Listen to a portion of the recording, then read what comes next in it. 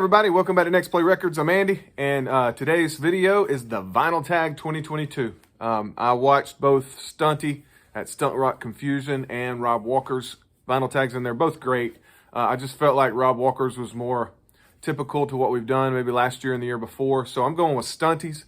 His questions are a little bit more thought-provoking. Doesn't mean I don't love Rob Walker, and his video is great, and everybody who's done the vinyl tag for him has been great, and I think they just all go together. It's just what questions you kind of vibe with better. So I've got Stuntrock Confusion, Stunty's list right in front of me, and I'm going to get started. First record purchased in 2021, and that was from Acoustic Sounds. I ordered the Stevie Ray Vaughan, The Sky is Crying, Analog Productions reissue, and it sounds awesome. I love this record. Not on vinyl much, obviously, here in the 90s. So this was the first record I bought right after the new year, I believe with some gift card money and things like that from the Christmas before. So 2021 started off right with some great blues rock from Stevie Ray Vaughan. The last record I purchased is Miles Smiles, and this is a music on vinyl reissue of it. I bought it on Amazon with an Amazon gift card that I got for Christmas. So you're seeing the trend. At the beginning or the end of each year, a lot of times it's the Christmas gifts that keep on giving. So I bought this right after Christmas with the Amazon card. Bought the Stevie Ray Vaughan right at the beginning of the year with the same thing. Just waited a little bit longer. So there's my last purchase of 2021. Basically a Christmas gift. Love this record. Love Miles' whole career, but this one's kind of in between that hard bop modal and that later on jazz fusion stuff that he did that I love also. So let's move on. Pre-order adventure. This is going to revolve around pre-orders with Vinyl Me Please. I've got into Vinyl Me Please now a third time. I'll talk about that in another video, but earlier, the year before, I got into it just to get a 3-record run, 3-month package, and then I got out. And I did the same thing, but I was going to get in to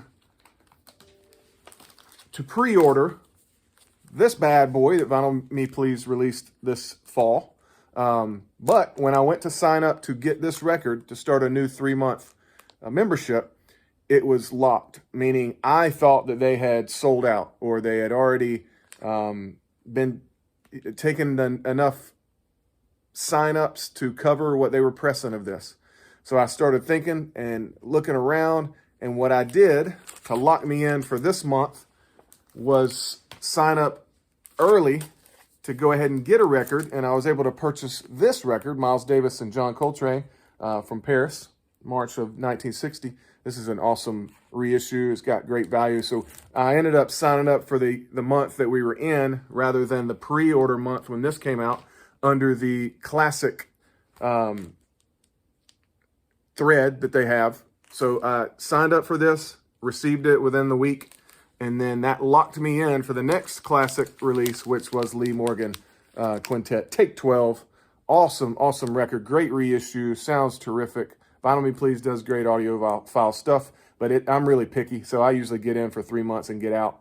But anyway, that's my pre-order adventure for the year. I was able to get the record that I wanted, and I had to go back and get this one the month before to get locked in for Lee Morgan. So there you go. The next question is Cheap Heat that I found in 2021. The value of this might be a little bit higher than what I paid, but I got it for really, really cheap. Ernie Henry, it's a reissue, Japanese reissue of Presenting Ernie Henry, and it's on the green Milestone reissue label. Great record. If you haven't, I hadn't at the time heard much about Ernie Henry, so to me this is cheap heat because this is a great record. You've got Kenny Dorham on the trumpet with him, Henry's on the sax, Kenny Drew on the piano, Wilbur Ware on the bass, Art Taylor on the drums. Recorded in 1956. So to me, that's some cheap heat I got in 2021. I got it for under $10, and it is a terrific album with awesome musicians, as you could tell right there by the lineup that I showed. So nice cheap heat. And I promise this isn't going to be a jazz tag. I've got other stuff. Obviously, I started there with Stevie Ray Vaughan. But the biggest part of my collection that I love is my jazz. So the majority of these are jazz records, but there's 9 or 10 answers that aren't. So next one we have is the records I spent the most money, and it's a tie. Okay, I was able to get both of these records on Music Matters Jazz when they were still in stock before they balloon up the price. They do this thing on the site now where when the quantities start getting low, they'll get it to $99 or over $100. So I was able to get these two before all that happened. I got them for fair prices, in my opinion, and they're worth double that now that they're out of stock. But I was able to get Joe Henderson, Our Thing, on Music Matters. Both of these were $59.95, which to me is not a bad price at all for these. This is about as good of a pressing of any record you can get. Joe Henderson, Our Thing, and Sonny Rollins, Nuke's Time. Both of these sessions are unbelievable, and audiophile quality pressings from Music Matters. Awesome gatefold, obviously, we've all seen. I'll show you one since we're talking about it. And to get my money's worth on these, there you go, Our Thing, Joe Henderson. Nice little gatefold. Obviously very sturdy. Staunton jackets here.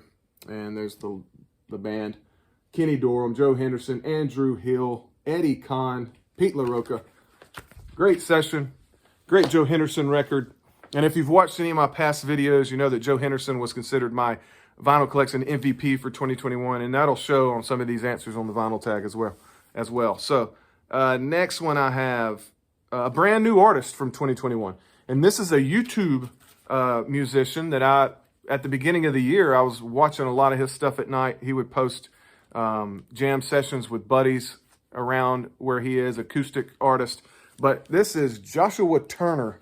If you look him up on YouTube, I think it's called Josh Turner Guitar or Joshua Turner. But this is a record that he did during lockdowns, during quarantine time, where he recorded every single instrument.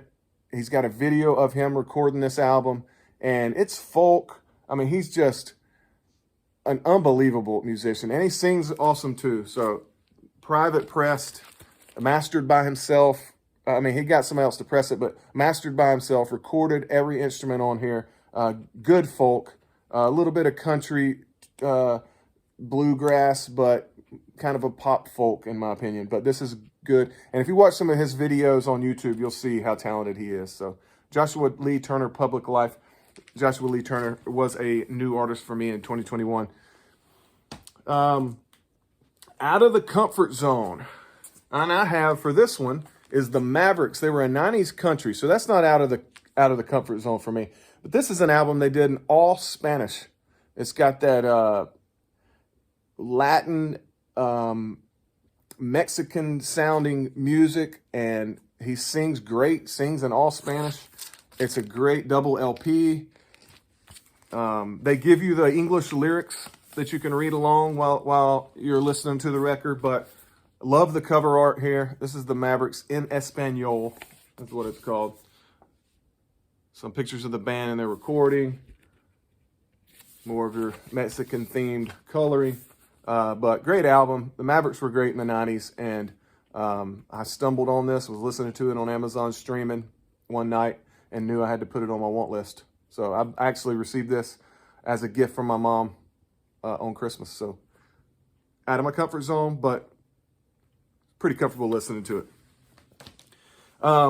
Pride Dig. I got this in the summer of this past year, 2021. And it's not in the best shape, but it is an OG. I found it at an antique store, antique mall in a town just north of me. And it was half off. I got it for $10. Not great condition, obviously, but I mean, it's not like it's falling apart. It's just scuffed up a little bit.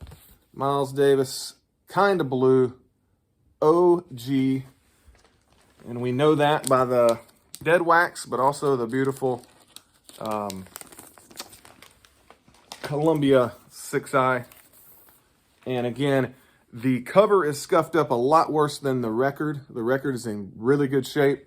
for, you know, being in an antique store piled in with other records. So I was very happy to find this when I saw the dead wax and saw the, looked it up. It's the OG that has Cannonball Adderley's name spelled wrong on it. So very, very proud that I found that this year. Record from a style that you started to embrace. And I had my first punk band in my album, in my collection was Stooges, which is kind of borderline, just plain old rock and punk. But I had the Stooges the year before, and then last year I grabbed London Calling from The Clash, the Ramones' Rocket to Russia, which I love that record. And then that led me to, on Record Store Day, grabbing the Ramones live. And this album is awesome. They sound great in this show.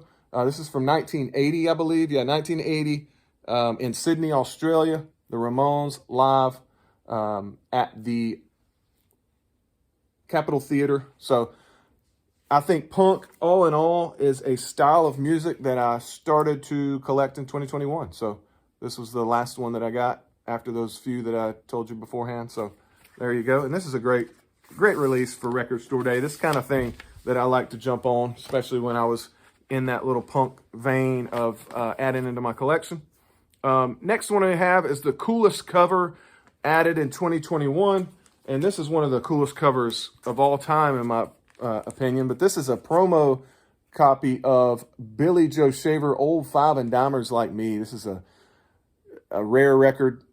So happy to have found this. I did buy it online, but I put in an low offer that they accepted, so I got a deal. But this is a great cover. I maybe have talked about this in other ones, but you can see where he's standing. Billy Joe Shaver, do not stand in the doorway. Outlaw country, man, he's standing in the doorway. So breaking that rule. Nice sepia / black and white looking photo there. Let's get a little, sorry about the glare. Let's move this way. We can get a good look at it. So there you go. Billy Joe Shaver, Old Five and Dimers. Awesome country record from the 70s and great cover. A record from my youth that I finally added in 2021 would be the mid-80s rap album, Run DMC's Raising Hell. This was gifted to me on my birthday this year, or 2021, from my brothers, Deep Track Zach, Luke in the Grooves. They're here on YouTube as well. And they knew I needed this. And this was back when I was 9, 10 years old. And this is the kind of rap I enjoyed listening to. Good beats, catchy lyrics, and very happy to add that one last year. We are on number 12, over halfway there. And highly anticipated in 2022. If you watched one of my most recent videos about the Blue Note reissues coming up, Inner Urge is my most anticipated. I cannot wait. I don't have that on vinyl. I love Joe Henderson, and that's one of his best albums. So I was so happy when they added that to the classic vinyl series. And I'll be getting that in February. So I'm very much anticipating that for 2022. Number 13. An album that you love but haven't listened to in a long time. That's a good question, Stunty. And I'm going with Alan Toussaint's Southern Nights. I haven't spun this. I don't know that I spun it all year. And I listen to music a ton, so I would think I would want to go to this a little more often. So I'll probably be playing that this week. Southern Nights is an awesome song. It's the title track, but this whole record is just great soul. And many, many songs on here that I love to listen to and sing along with. So I'll be right back. Okay, back at it with number 14, a record that you got from family. And me and my brothers do birthday gifts, Christmas grails. So they went together to get me a grail. And they got me this killer right here, Blue Note release of Future Swing Song, Sam Rivers. This is some post-bop. And it's so good. I love it. They knew I would like it, but I don't think they know how much I love this. I've spun it since Christmas 4 times, and even stream it in my car when I'm driving around. This record is so good. And they got me a 73 repress of it with the Black B. It sounds terrific, good condition, just a killer grail for my brothers for Christmas. So record for my family, Sam Rivers, Future Swing Song. Great addition to my Blue Note collection.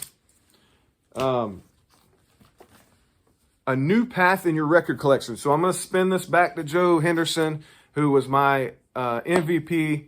And so I started looking into more of his discography and making sure I got some of his best records. But then I stumbled on some of his later sessions in the 70s and came across this record.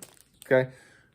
So this is a new path because I was going after Joe Henderson in 2021, but this is also a new path because it's not your basic jazz. It's not your standard jazz. I mean, he has Alice Coltrane on here, which is that gives you that spiritual sound. Charles Hayden, who again, he's known for being in those free jazz sessions. Michael White, again, that's your more experimental jazz. So, and then there's the overall concept of this album, the elements, where he's talking about fire, air, water, and earth. I mean, this milestone release is great. So a new path in my collection would be broadening the genres and the subgenres of jazz, along with my path of collecting Joe Henderson all the way through his career, which he had, when you look at it, had one of, if not the best tenor saxophone careers of all time. So there you go. That's my record for the new path in my collection for 2021. A non-record music purchase. I ended up getting around Christmas a new stylus. I mean, I'm going to use that. Hopefully that counts.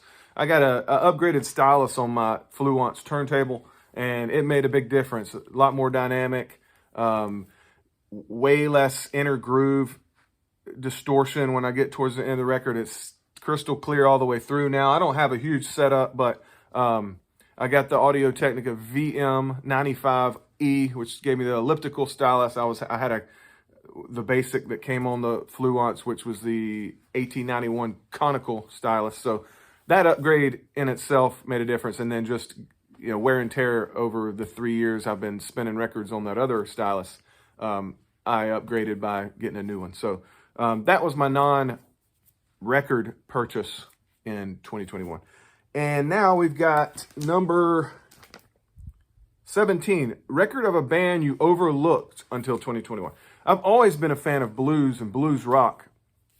And it's the reason I love Led Zeppelin so much is because they have that, and the Doors have that blues background, and the Rolling Stones. So this is a band I've never heard of, Climax Blues Band. And I know they turned later on into just Climax, but Climax Chicago Blues Band, when they first started, I mean, this is raw, very similar to like Stevie Ray Vaughan or the Paul Butterfield Blues Band. So this is a band I had never heard of. Found this also in a dig of at the same antique store that I found the Miles Davis Kind of Blue. But I knew it was going to be something I needed to grab when I saw the UK Harvest label, because I knew it was going to be worth way more than the $5 or $6 that I paid. And I think it's worth 30 or 40. But yeah, this is a great band that I had not heard of. Have one other record in their collection, and then there's one other earlier one that was right after this that I'd like to get, but because that's the age of their careers or their discography that I really like. So Climax Blues Band is a record of a band you overlooked until 2021. It's hard to overlook if you didn't know who they were, but I technically overlooked them. Number 18, a gift or VCLT in 2021. And that would be from the great Davis Winchester, now known as Fred Putterman, PhD. But y'all look up the Vinyl Community College YouTube page. Great guy, always very thought-provoking in his discussions about music and other things. So he sent me this. He had gotten it from Vinyl Me Please, and it was warped. They ended up sending him a new copy, I believe. So he wanted to gift this to me. So I really appreciate it, Davis. This is one of the best VCLTs that I've gotten, and definitely top of 2021. Alan Shorter, Wayne Shorter's brother. This is free jazz, post-bop. Again, goes into that avenue of my record collection that I've been expanding on. So gold vinyl. And it is warped, but it sounds great. It plays well. So very thankful for that VCLT in 2021. Next one we have is a want list acquisition that took forever to find. I couldn't tell if Stundy wanted one that took forever to find or took forever to file, meaning you kept it out of your collection and spun it and spun it and spun it. So this goes for both. I think he meant find, and probably what he said. But once I got into jazz, Sonny Clark was one of my favorite pianists in jazz, and so this one was very high on my want list for the last couple of years. And finally, in 2021, I found a copy. This one's hard. There's not a lot of, other than the expensive audiophile Music Matters, I think, or maybe maybe it was Analog Productions. But either way, I found this great copy, Japanese pressing, King pressing of Dial S for Sonny. I love this session. Sonny Clark, Art Farmer, Curtis Fuller, Hank Mobley, Wilbur Ware, and Louis Hayes. Blue Note 1570 was on my want list for a long time. Finally found a great copy to purchase. So there you go. Very happy to add that. Yes. Now, a record that you would want to send as VCLT, and that will be Idle Moments, Grant Green. This was a placeholder for me as the 75th anniversary, but honestly, it sounds fine. I guess lacking some bass. But if you have the tuner, you can add some bass in there, and it's a great spin. Unbelievable session, obviously. Joe Henderson, Bobby Hutcherson, Duke Pearson, Bob Crenshaw. So I'm looking to VCLT this, possibly, 75th anniversary, because I added the classic vinyl series. More than likely, if it's somebody who has loved jazz for a long time, they probably already had this, or they did get the classic vinyl. But somebody who's new to jazz or has no jazz, I think everybody would agree they would love this session here. It's got everything. From the saxophone of Joe Henderson to vibes to obviously the guitar playing of Grant Green. So the 75th anniversary of Idle Moments would be a good option for me to VCLT. Comment in below if it's something you'd be interested in. A record you bought not because of the main artist. And this is not a shot to the main artist here. I love Ron Carter. Love him. But I made sure I got this record, all blues, because my MVP was on there, Joe Henderson. So just looking through Joe Henderson's side projects, I saw Ron Carter. I've been wanting to add multiple Ron Carter sessions, so this was one that I really needed to grab because Joe Henderson's on it, and it is so good. Their version on here of All Blues, which obviously was on the Miles Davis kind of blues session, is really good, just as good as that Miles Davis, because you get Joe Henderson playing solos where you may have had a trumpet at times or Cannonball Adderley. So you get that Joe Henderson feel on the all blues solos, along with Ron Carter, one of the greatest jazz musicians of all time, on it as well. All right, we are to the last question, number 22, and it is a record that you love that isn't noticed. And it is a record by Felonious Monk that I've never seen anybody show. Underground. It might be because it's so laid back. Almost every song on here is kind of maybe the same tempo, but obviously he puts his own little takes in the way he hits those keys and is walking down and all the skills on the piano that he's able to do. But I love this record. I love the cover. So it's hard to think that it's been overlooked. Music on Vinyl did a great reissue of it. If you pause it, you can get some good looks at all the little details on that cover. But I love this session. It has this kind of a cheesy but cool write-up on the back. It's kind of describing what's going on here in a fictional way. But I think the music on here is overlooked because there's tons of Monk albums out there that people love. This one's never talked about. I had never heard about it, but I saw the cover, dug into it, streamed it, really wanted to get it on vinyl. So I think that's a good answer to a 2021 record that you love that isn't noticed and hasn't shared much. So there you go. Look up Felonious Monk's Underground. Good session. Personnel on here: Charlie Rouse on the tenor sax, Larry Gales on the bass, and Ben Riley on the drums.